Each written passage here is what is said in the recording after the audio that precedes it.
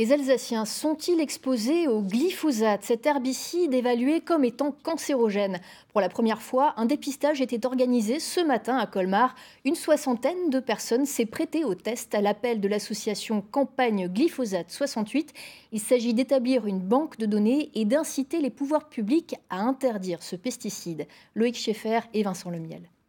Donc, chez le huissier. 1 heure de route et 135 € pour participer au dépistage. Mais Pascal Arter n'a pas tergiversé longtemps. Autour de sa maison, on pratique l'épandage et il s'inquiète des effets du glyphosate sur sa santé.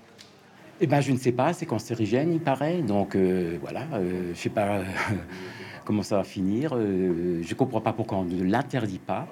Près de 1600 tests d'urine ont déjà été effectués en France sous contrôle d'huissier.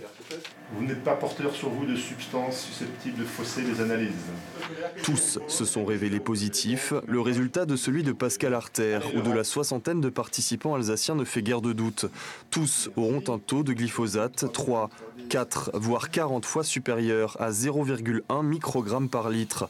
La limite autorisée. Bref, personne n'échappe à l'herbicide, mais reste une question, comment l'ingère-t-on ?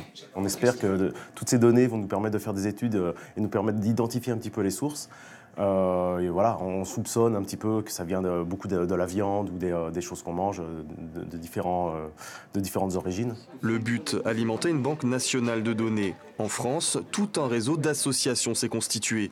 Et pour que les conclusions soient le plus précises possible, les participants au test répondent aussi à un questionnaire sur le type d'alimentation que l'on a, le mode de vie, les boissons, savoir si on est fumeur ou pas, si on a des activités sportives, si on cultive un jardin et si on est utilisateur de produits à base de pesticides. Les tubes d'urine seront, eux, envoyés vers un laboratoire allemand. Résultat dans un mois environ. Une plainte sera alors déposée par chaque participant contre les pouvoirs publics et les fabricants de glyphosate. Motif, mise en danger de la vie d'autrui, tromperie aggravée et atteinte à l'environnement.